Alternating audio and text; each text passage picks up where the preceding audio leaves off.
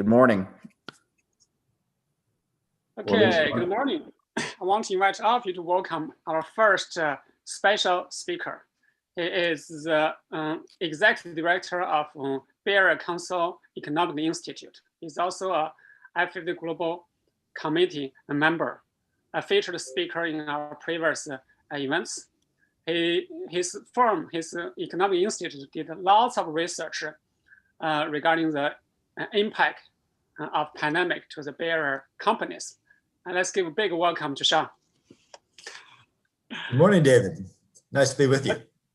Okay, so you are a very famous person, doesn't need an introduction. Let's go to the first question right away. And my very first question, of course, is the pandemic impact. During the June, I believe the last time we spoke, many of us, including myself, are hoping the pandemic will be gone in the summer or end of this year and the vaccine will come back. And now it looks like it will not be gone at least for another year, maybe even 2 years. Or maybe somebody says it's forever. So I want to ask you that if the pandemic lasts for in the near future, next 1 year, 2 years, what are the potential impact to the economics, particularly to our Bay Area companies?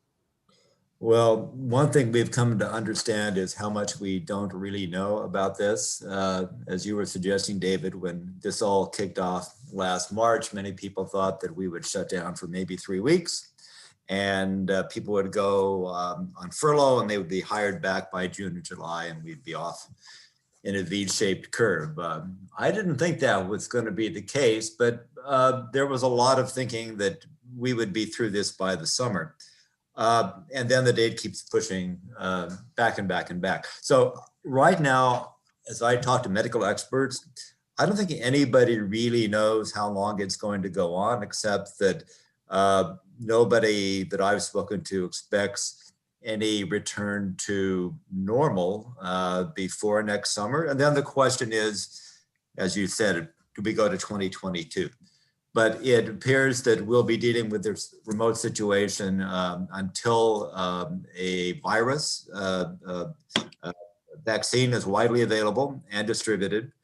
Even if the vaccine is available, one would hope in early 2021, the medical experts are saying that it won't be widely available or distributed until perhaps mid-year or late spring. So we're looking at another 6 to 8 months of this probably, maybe longer than that, but at least another 6 to 8 months of this current situation.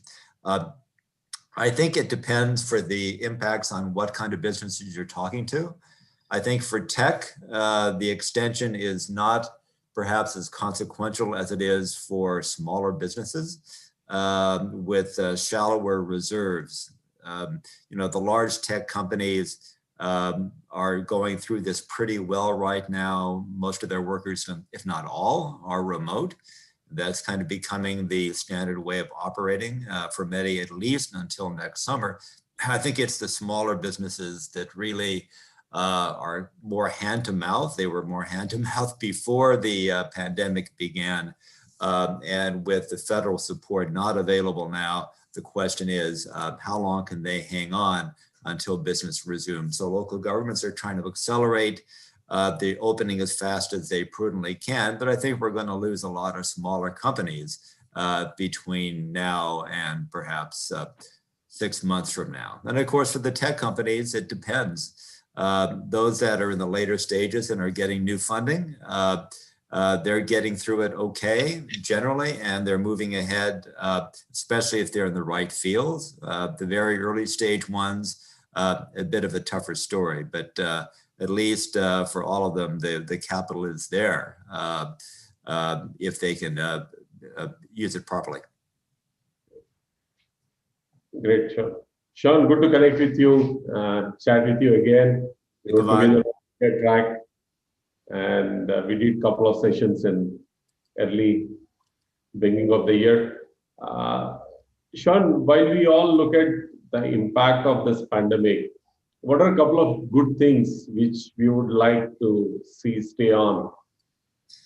Well, There's a lot of good things we could look for. I should mention, just on the bad side, because I forgot to mention that I think one of the big negative impacts or big uncertain impacts is around kind of the cities where we all live.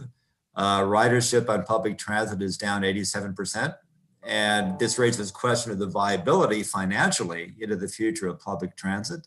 You know, BART and all of our bus systems, if you go, and some of us have been to downtown San Francisco, other center cities lately, they're ghost towns, and all of the local retail and business services that you would find there normally are really in difficult shape. The hotel industry, so hospitality, it's going to be very, very tough.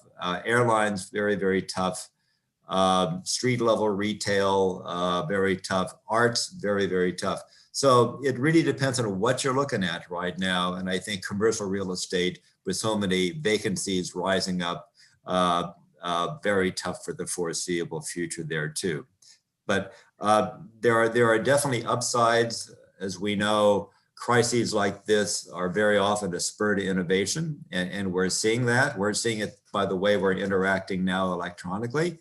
There's just going to be more and more of that as our tools become more sophisticated. And we are seeing investment flowing to companies that are in a position or that are able to pivot to address the challenges we're having now.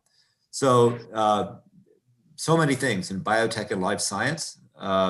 I think very strong outlook there, of course, related to the pandemic, but I think we're seeing a continued strong flow of investment into the life science sector pretty much across the board. Things having to do with IoT, things having to do with robotics, remote learning, remote communications and management. I think that whole suite of activity, I think we're going to see more and more innovation coming out of that, partly because that's the way the world is taking us, and partly because it's out of necessity. Right. Hey, Sean, I have one question.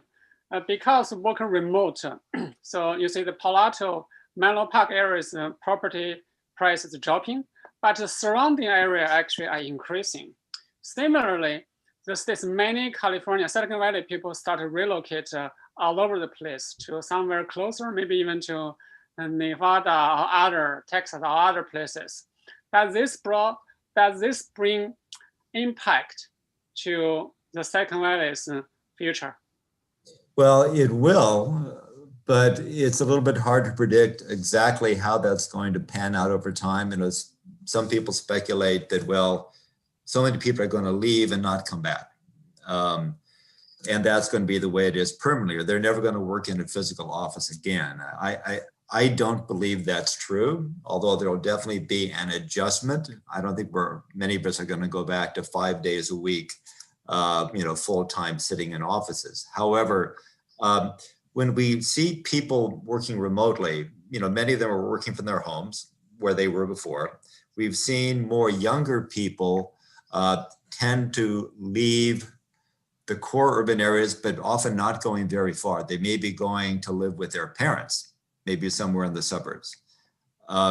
Some of them are moving to places near Silicon Valley where they can actually get a larger place to live with more space. They're spending so much more time at home now that they want not a small apartment or a shared apartment. They want someplace where they and maybe their children can spread out. So many of them are not going very far. They're still within the gravitational pull in the orbit of Silicon Valley. They haven't disappeared, but they're not necessarily living in Palo Alto or Menlo Park or San Jose or San Francisco. Some, of course, are going farther out, and that may not be a terrible thing. In fact, for the rest of the country to see a lot of innovation maybe popping up, not just here, but more strongly in other parts of the country, I think we'll find some going to Canada. We'll find some, I hear people in Puerto Vallarta saying, hey, you can work from Puerto Vallarta, which doesn't sound so bad, really. I would think about that.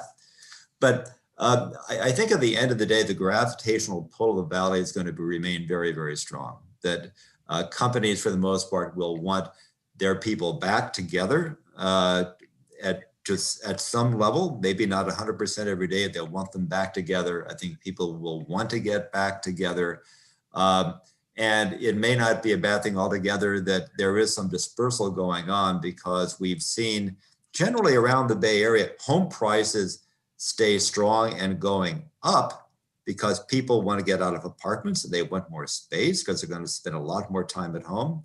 But we've seen rents going down in major cities where, you know, tech workers tend to cluster. Rents are down, about 20%.